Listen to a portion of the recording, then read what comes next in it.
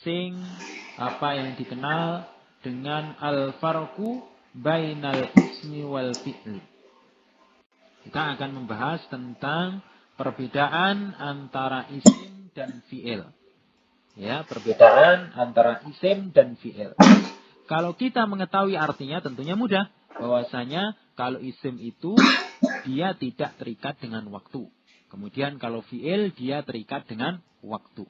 Namun kita mengetahui secara sekilas ya, walaupun mungkin tidak tahu artinya ya. Apakah itu disebut sebagai isim ataukah sebagai fi'il atau sebagai huruf? Maka di sini kita akan membahas masing-masing ciri dari isim maupun fi'il yang merupakan ciri khas dari masing-masing kelompok kata tersebut. Baik. Untuk yang pertama kita akan masuk ke pembahasan tentang alamatul isim, ya. Masuk pembahasan tentang ciri-ciri isim. Ya, di sana bahwasanya isim mempunyai ciri-ciri khas ya yang tidak dimiliki oleh selainnya, tidak dimiliki oleh fi'il ya. Dia mempunyai ciri khas. Ciri yang pertama dari isim adalah at-tanwin. Maksudnya apabila kita menemukan suatu kata, ya, kata dalam bahasa Arab dan kata tersebut ternyata ditanwin, ya, baik itu pakai dhammah tain, fathah tain maupun kasrah tain, maka apa? Maka kata tersebut adalah isim. Ya, kata tersebut adalah isim. Sangat mudah tentunya ya. Pokoknya kalau dia bertanwin, isim. Nah, contoh, misalnya firman Allah Subhanahu wa taala, "Fala taj'alu lillahi andadan wa antum ta'lamun." Allah Subhanahu wa taala menyatakan, maka janganlah kamu menjadikan bagi Allah andadan, ya, sekutu-sekutu. Wa antum ta'lamun. Ya, sedangkan kalian mengetahui. Di sini Allah Subhanahu wa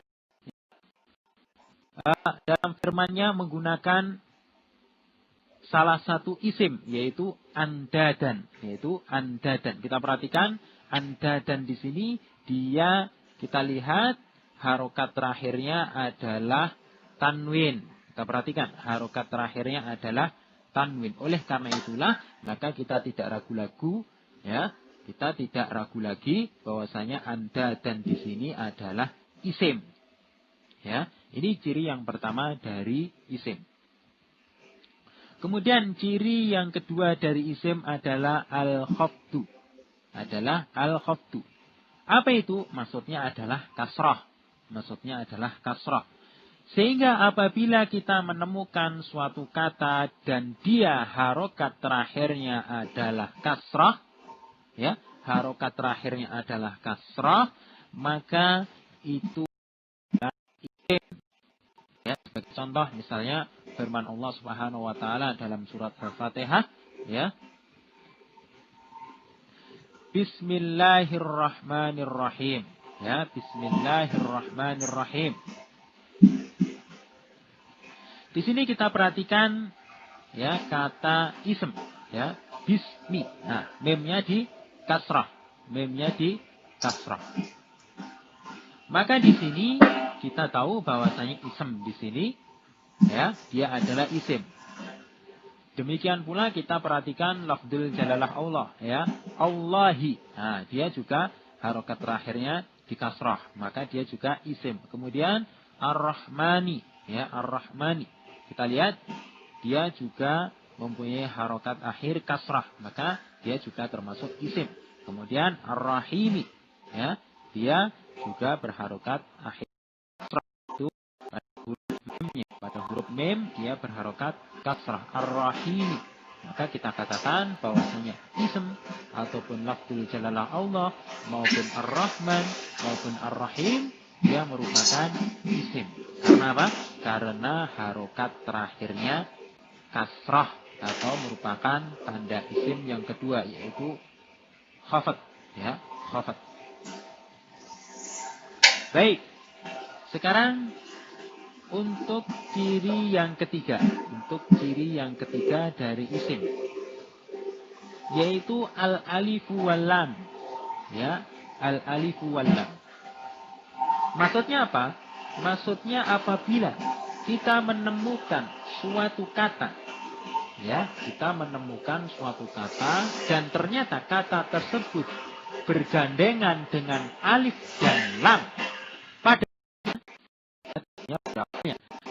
apabila kata tersebut bergandengan dengan alif dan lam, maka kata tersebut adalah isim.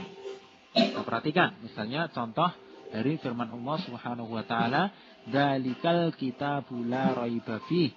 Ya, Allah menyatakan, ya, itu adalah Alkitab, ya, Alkitab la raiba fih, yang tidak ada keraguan padanya. Nah, kita perhatikan pada kata Alkitab. Di sini Alkitab dia adalah kata yang bergandengan dengan alif dan lam. Alkitab, ya, ada alif dan lamnya. Maka dia, ya, kita yakin bahwasanya dia adalah isim. Baik. Sekarang untuk ciri yang keempat. Untuk ciri yang dari isim. Ciri keempat dari isim. Yaitu harful jar. Ya, huruf jar. Maksudnya apa?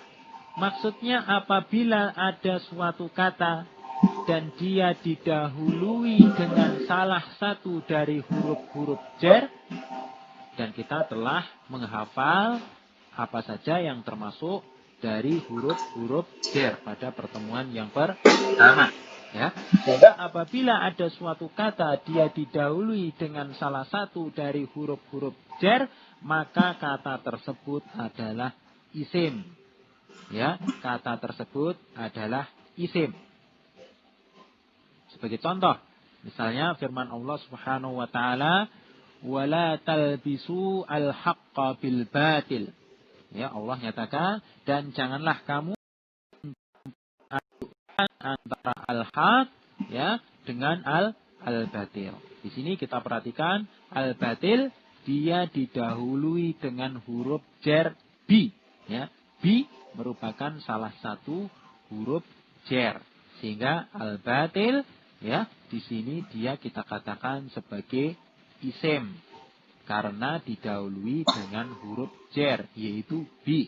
Nah, kita perlu ingat lagi bahwasanya, ya, secara umum kata yang dia didahului dengan huruf jar, maka kata tersebut secara umum atau pada umumnya dia berharokat kasrah, ya, makanya bil batili, ya, bil batili dengan harokat terakhir yang di kasrah. Dan perlu kita ingat bahwasanya dari keempat ciri tersebut, apabila suatu kata sudah menerima salah satu ciri dari isim, ya, baik itu tanwin, baik itu khafat atau alif dan lam atau huruf jar, maka walaupun hanya menerima salah satu tanda saja sudah cukup kita katakan sebagai isim. Enggak perlu keempat-empatnya bersamaan. Cukup tanwin saja atau khafat saja atau alif dan lam saja ataupun huruf jar saja. Ya, walaupun kalau tandanya lebih dari lebih dari satu juga boleh. Sebagai contoh misalnya tadi, wala talbisu al-haqqa bil batil. Di sini kita perhatikan ada tanda alif dan lam pada kata al-batil, ya, tapi juga ada tanda huruf jar atau didahului dengan huruf jar. Baik. Namun, ya, tadi dikatakan, ya, satu pun kalau lebih dari satu juga tidak apa-apa. Namun di sana ada tanda yang harus mau tidak mau nggak boleh ketemu. Ya, ibaratnya kedua tanda tersebut selalu Selalu tidak mau akur, ya, tidak mau ketemu. Yaitu apa? Yaitu tanwin dan alif lam. Ya, sekali lagi, tanwin dia selamanya tidak akan pernah ketemu dengan alif dan lam. Sehingga kalau suatu kata sudah ditanwin, maka tidak lagi dia boleh untuk pakai alif dan lam. Pilih salah satu, tanwin atau pakai alif dan lam. Ya, sehingga nggak boleh misalnya andadan kita tambahi al-andadan, nggak boleh. Atau misalnya pada kata kita katakan dalika al-kitabun, nggak boleh. Ingat, salah satu saja. Kalau sudah pakai alif dan lam, maka nggak boleh lagi pakai tanwin. Kalau pakai tanwin, nggak boleh lagi pakai alif dan lam. Tetapi kalau selainnya boleh, ya. Boleh dia tanwin tapi berharokat kasroh yaitu khafat. Boleh dia tanwin dan didahului huruf jer atau yang lain. Tapi kalau tanwin selamanya nggak pernah ketemu dengan alif dan lam.